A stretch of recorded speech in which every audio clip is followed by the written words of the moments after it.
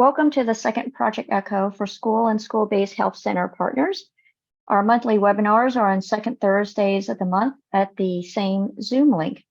Our second session is on creating trauma-informed school communities. I want to turn it over to Lauren Hack, UCSF Associate Professor and attending psychologist, who will introduce today's speaker. Hi, everyone. So good to see you this morning. I hope you're staying dry. At least over here, I've got a little bit of break in the precipitation, which is nice. I hope you all do too. I'm really thrilled to announce one of our hub members, actually, who's going to be presenting today, Saun-Toy Trotter, LMFT. She is a healer and a therapist and a clinical director of school-based behavioral health programs at UCSF Benioff Children's Hospital, Oakland. She brings over 20 years of experience providing services to adolescents and families, including practice at school health centers, residential treatment, inpatient psychiatric units, and youth development programs. Ms. Trotter has provided training and consultation for Alameda County's Center for Healthy Schools and Community, MISSY, Trauma Transformed, and Huckleberry Youth programs. Saun-Toy is committed to culturally responsive and trauma-informed practices that foster individual and collective wellness. So please welcome us, Saun-Toy. Thank you, Lauren. It's good to see you all, good to be here with you. And before I do the slides, I'd also like to know who you are. So I'm Saun-Toy. I'm also a mom, a spouse, a daughter, all of those different things. I live and reside in Oakland and grateful to be working in Oakland schools. And if you can introduce yourself, just say your name, your role, and maybe one thing that you already know about trauma-informed schools. And also, if you're open to, if you can also share your pronouns. So my pronouns are she, her, hers. And I see other folks are coming in, so welcome in for the folks who are joining us. Again, my name is Saun-Toy Trotter. My pronouns are she, her, hers. I'm at Children's Hospital Oakland in our school-based programs. And if you can introduce yourself and share one thing you already know about trauma-informed schools, or one thing you're interested in learning. Thank you. And I'm going to ask Suzanne, if you're open to starting, and if you could pass it to the next person to support us with flow. Oh, hi, I'm Suzanne Frank. I'm a supervising pediatrician at school health clinics of Santa Clara County. I'm a retired Kaiser pediatrician.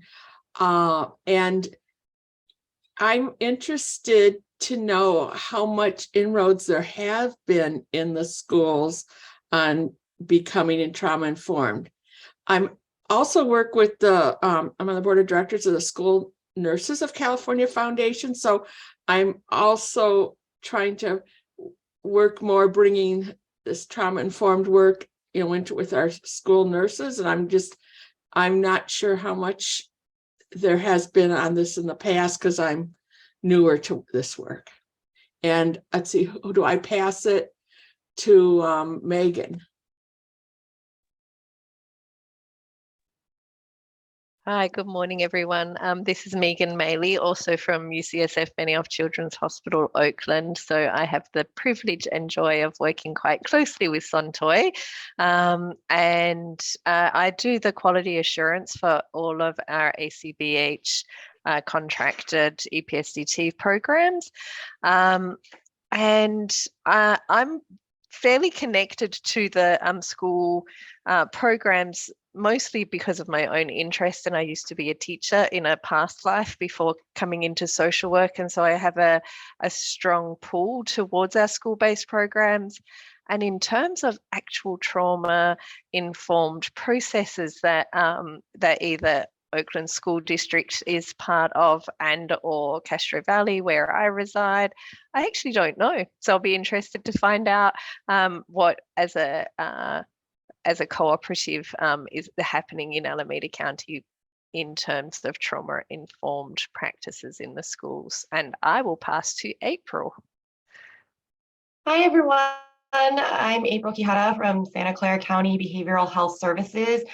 I manage our school-based programs. One of the things that has really been on my mind when coming to a training like this is I've been asked to do a training on trauma for one of our school districts who had a student who was killed in the crosswalk, walking across the crosswalk at school recently. And what the teachers say is, I've had all these trauma-informed systems trainings on this general level, but when I'm faced with this student who was walking and saw his classmate killed, I don't know what to say to the student. And I just want some concrete ways to deal with some of these things instead of kind of a broader trauma-informed or ACEs training or a lot of things they receive that don't actually provide like practical tools for how to talk to an individual child. So that's something that I'm really seeking to be able to share with those teachers. And Corey, has Corey gone yet? No, yeah, I'll go ahead. So, hi everyone. My name is Corey. I'm one of the Child and Adolescent Psychiatry Fellows over at UCSF in my second year. And yeah, one thing that I would be interested in learning is, I guess, what resistances or challenges you see in terms of like spreading a trauma-informed approach to other school districts, or like what's been difficult to get buy-in from schools or administrators. And I will popcorn to, has Julie gone? I have not. Hello, everyone. It's really nice to meet you. I work with some of the folks on the call on this ECHO. I'm also involved in another ECHO that is targeting providers who serve system impacted youth throughout the state of California. And so a lot of what I'm interested in learning today is also sort of what's going on in schools around trauma-informed principles and integrating this into the work with students and even staff. Because certainly in the cases that come up with behavioral health providers in the community, we often hear about, sort of what is being done in schools to help support some of the same issues with their clients. And I'd just love to learn more about where schools have been and where they're going with trauma-informed care. So nice to be here. Let's see. And maybe, oh, sorry, I was gonna kind of help pick because I know we've just kind of tripled in size from where we started. And so I think Miss Bibi, Shanna, Nick, and Miss Letty, and Mira, it's nice to see you again. And so it's just a brief kind of your name, pronouns, where you work, and one thing either you already know or that you're interested in learning.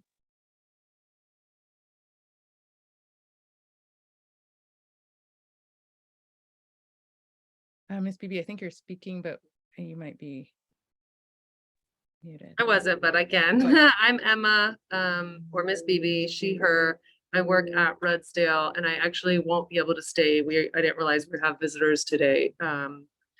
I feel like I run a pretty trauma-informed school, but kind of, yeah, I don't know. I think there's like always a lot more to learn, and the trauma that we've experienced, like it brings it to a whole nother level. And that's like really now thinking about trauma-informed for staff, students, like an ongoing like healing. I would say like we're really in a place of like, how do we all heal?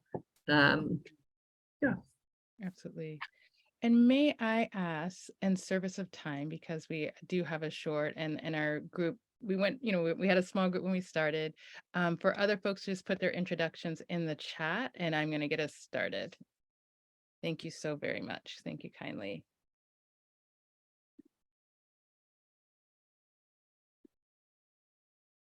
So you already got that. You know who I am. I don't have anything to disclose, but want to kind of share that we are part of the CAP program and funded by federal and state funding, and also by HRSA and the California Department of Healthcare.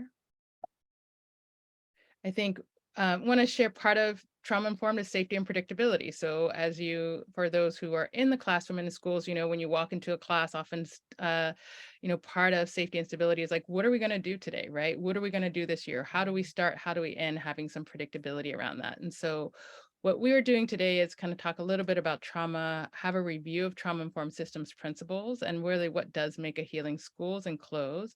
I think part of people were asking, I heard, around specific practices, and we'll think together around that with some of the principles and invite you to think about what you see in your schools and your locations, and I will also share some examples. I want to just acknowledge that, most of us, many of us have already experienced trauma in our personal lives and also in our professional lives. And so even coming to a training around trauma and stress could be activating or can be disconnecting. And we want to be able to kind of continue to support, to ground and be as present as possible. And so just invite you to, this is just an invitation to continue to come back to yourselves. One way we can do that is like just pressing our feet or our heels into the ground. Here is kind of Peter Levine, really a hand hold, really holding your hand on your heart, connecting to your breath. But this is something we can do for ourselves. This is something we can do in a whole classroom of students, but continuing to find mindful ways to resource and return to this present moment. And so I invite all of us to do that today during the time that we are together. So really holding kind of when we think about kind of what is trauma, I want to pull up this definition from Stacey Haynes, which is it's an experience or series of experiences or an impact of social conditions that break or betray our inherent need for safety. And I appreciate this definition of trauma because it holds both the individual, the interpersonal, the collective, and the historical impacts of trauma and how it breaks that need for safety, how it creates a sense of disconnection. Many of us also know that trauma can have long-lasting effects, not only on our emotional well-being and also on our physical health and well-being. And because I'm in Oakland, right, really holding kind of some of these images of experiences that our young people in our communities have experienced. And I appreciate Redstale being here as well today, thinking about and holding the Redstale community definitely in my heart this whole year. We also know that schools can be a place, schools are incredibly complex. I'm so grateful to be working in schools for the past, I think, 17 years or maybe more, to walking through the hallways in schools that are impacted by poverty, impacted by racism, but also to witness and to see how schools are a place of healing. Schools are a place of relationship. Schools are a place of care. And I think all of us here together are wanting to look at how do we keep maximizing the potential of schools to be a place of healing and repair and restoration. And so this is one of the schools that I work at, Castlemont High School, but this is for all of the schools that children are in and teachers are in and staff are in and administrators are in. And so I want to offer this framework, and we are going to do kind of a bit of an overview so that we all have some shared language. And this was created by Dr. Joyce Dorado, the HEARTS program, Healthy Environmental Responses to Trauma in Schools, and really holding that, again, when we think about schools, we're thinking about students, we're thinking about staff, teachers, caregivers, family members, and also the systems that they're in. And really anchoring into these 6 core principles: understanding trauma and stress, cultural humility and equity, safety and predictability, compassion and dependability, empowerment and collaboration, resilience, and social emotional wellness. And, these are guidelines, these are principles. And what I will share, sometimes when we're creating a policy or if we're thinking through something, or offering a program, really kind of sending it through, or having a dilemma, as you're talking about, there's a student who had an experience and witnessed a death, kind of thinking through these different lenses and principles and using them as our guide. We hear trauma informed a lot. Sometimes it's, it can become, I think, kind of maybe a bit of a buzzword. And so what we're going to do today is really break it down. So it's not just a term, but it's something that we can apply in lived practice. One of the core components is really shifting from, when we're looking at maybe a child's behavior, or even when we're looking at a school or a system, shifting from what's wrong, right, kind of what's the behavior that we don't want or what we're seeing, to what has happened. I remember sitting with a principal, and that principal saying, well, we know that all behavior has meaning, And so feeling a great sense of relief that that school leader could understand that the behavior has meaning and really kind of think about what has happened to that young person or what has happened to that group of community that might be showing up in what we're seeing kind of in that moment. And we also have a opportunity to build healing schools and healing systems. Offering this definition by SAMHSA, a trauma-informed system realizes the widespread impact of trauma and understands the potential path for recovery. And this is, part of doing trainings with teachers, administrators. I think some of that basic ACEs training or trauma-informed systems training is, even though this is information that we hold and know in our minds, I would say, especially this time of the school year, is a time to be reminded. For all of us, when we're more stressed, we hold less complexity, more black and white thinking. And so it might be harder to remember and to realize that part of what a school or a school community or a young person or family is experiencing is based on the ways that they're shaped from the trauma that they've experienced, that we're able to recognize those signs and symptoms. I know one of the, I want to share an example of a school where there had been a violent incident that impacted the school community. And there became, I think, in the staff, the experience, a lot of kind of us versus them thinking, kind of a lot of blaming, a lot of kind of two sides to the story. And part of the work was to support my work was as a consultant and a coach to that school was to support the school administrator to understand this is a trauma response, right? So some of what you're experiencing or the reactions is actually normal. It's a trauma response. It's a us versus them. And that gave the administrators much more compassion, empathy, and understanding of what was happening and be able to respond, I think, in a more of a healing and relationship-based way. We want to respond by integrating that knowledge about trauma into policies, procedures, and practices. And so one of the takeaways from that is that now when there is an incident or harm that happens, the school leadership is very quick to share, as transparent as possible within bounds and share information with the whole school community in a timely way. So that's, one thing that came from that. And we want to actively resist re-traumatization. And so just to kind of briefly talk about what is trauma, what is stress, like we know that our bodies are made and designed to cope with stress, to manage stress, beautifully divine and cultivated. And yet when we move towards either acute stress, toxic stress, or trauma, right, that overwhelms our capacity, our innate capacity to manage stress.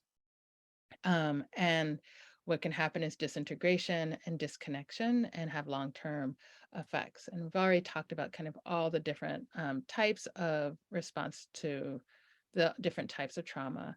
Want to acknowledge Dr. Petra Steinbuchel, who's here with us today, is we want to support students, staff, all of us to be kind of in this emotionally regulated place. And we don't stay in that. So what trauma and stress impact on our body and our nervous system is either moving into a fight or flight, kind of a hyperactive response, or a freeze response, hypoaroused, right? And I had a colleague recently talk about, like, I feel like I flip back and forth between the two, right? So kind of holding one thing that we can support when we're talking to teachers, administrators, school staff, is for folks to actually take a moment to recognize what's your stress response, right? For me, I know, like, oh, my automatic stress response is actually more of a hyper aroused response, right? How do I recognize that so that I can continue to work to bring myself into an emotionally regulated response? And so when working with teachers, first ask them to see if they can recognize that inside themselves. What are some of the coping strategies and ways that they regulate themselves, either through co-regulation and connection? Do they have a buddy? Do they have someone in school that they can connect with, either through having, scented lotions in their class, having a, comfy corner? And not only do they have ways to regulate themselves, but they support their whole classroom to have a regulation plan and that they practice those together. So not waiting till there's a stress response, but using that as part of the orientation to the school at the beginning of school year, at the change in semester, like how are we going to regulate ourselves during this year? Because we know that we're going to experience stress. Another kind of anchor, so understanding trauma and stress, and the other anchor for a trauma-informed school is cultural humility and equity. Really want to lift up Conroe Paul's statement: if it's not radically just, if it's not racially just, it's not trauma informed. And that a key component is integrating equity into our classes, understanding traumatic stress from a racial lens and from a historical lens, and integrating that into our classrooms.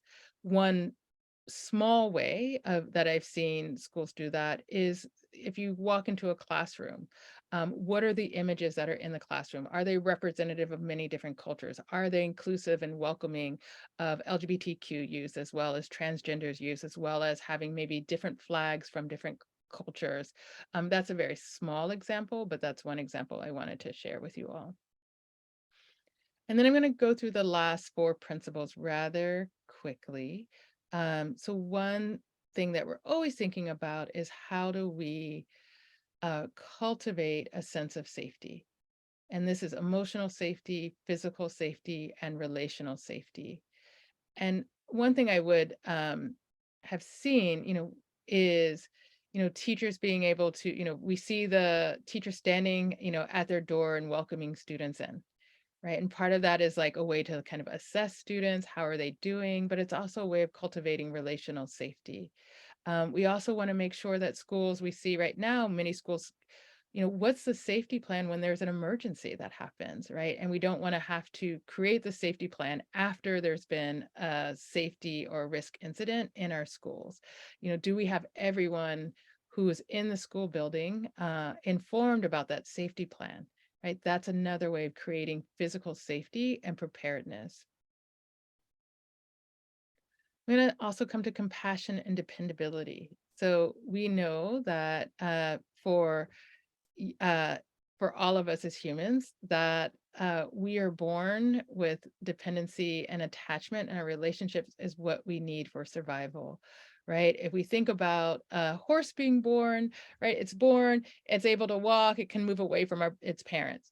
But we know that for human beings, we need our relationship as much as we need food, as much as we need water. And so cultivating practices that cultivate empathy, compassion, and dependability.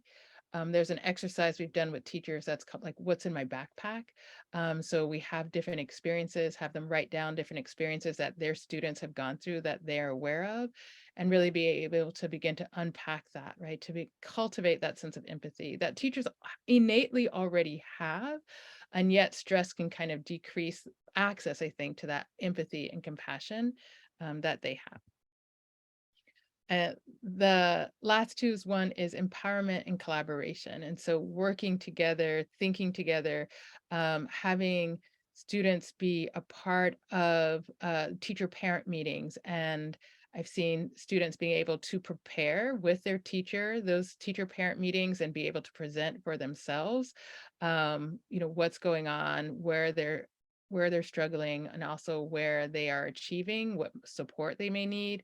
I've seen students actively be supported to be a part of their IEP, and being really leaders in some of those meetings. And so thinking about all the different ways we partner with young people and put them at the center of their education.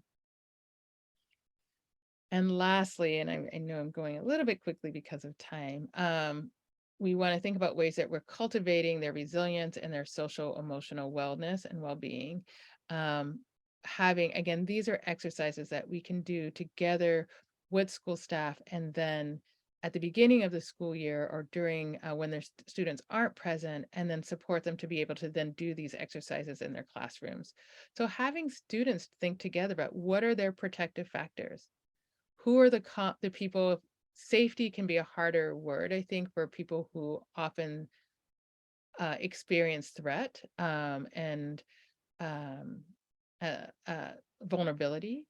And so helping students think together, what are their protective factors? Who are the people that support them to be calm? What are calm spaces that they're able to access? How are they going to access that during the school year? What are ways that they cultivate their resilience and well-being? Are they connected to different people? Are they connected to nature? Are they connected to something that's meaningful to them? If they don't already have that, what's a plan to support them to be able to connect with that?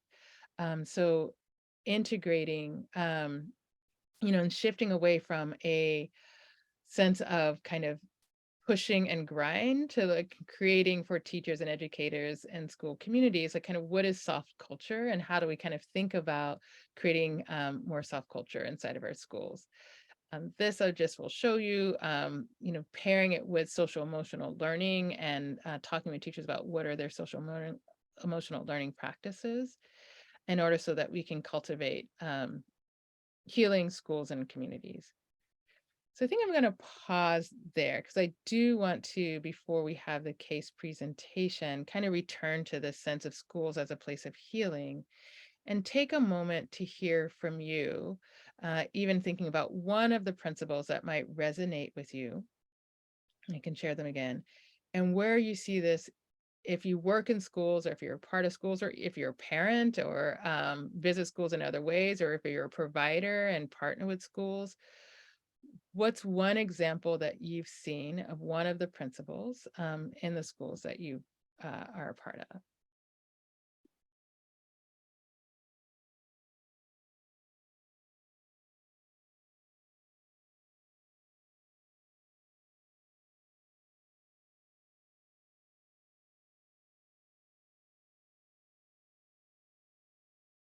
How are folks doing?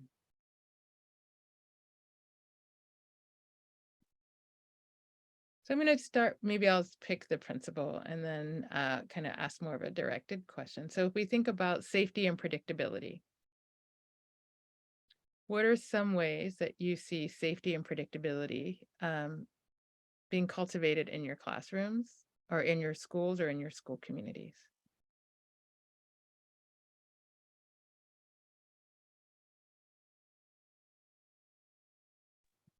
I can speak to, that's been a big one, especially for continuation students, like making sure that like, it's been hard to get teachers at their doors, but when walking in, like we have our 3 signature practices, everyone starts with a welcoming opener, whether that be a whole warm up or a more like, how are you on a scale of 1 to 5?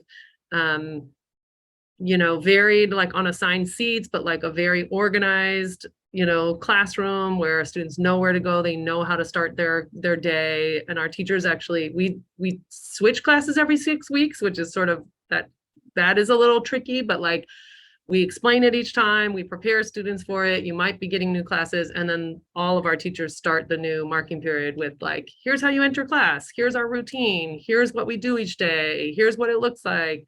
And a lot like that's like to like nauseum, just like here, so that I feel like the predictability, like really like it's very clear what to do, everyone understands and knows, is really strong.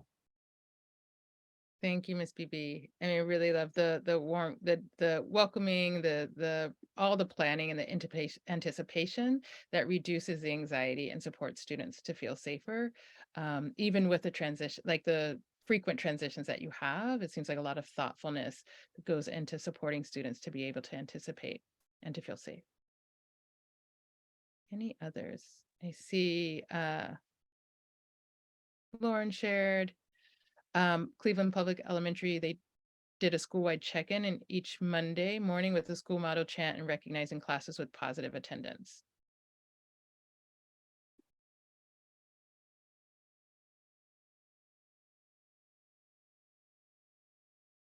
Maybe just one more.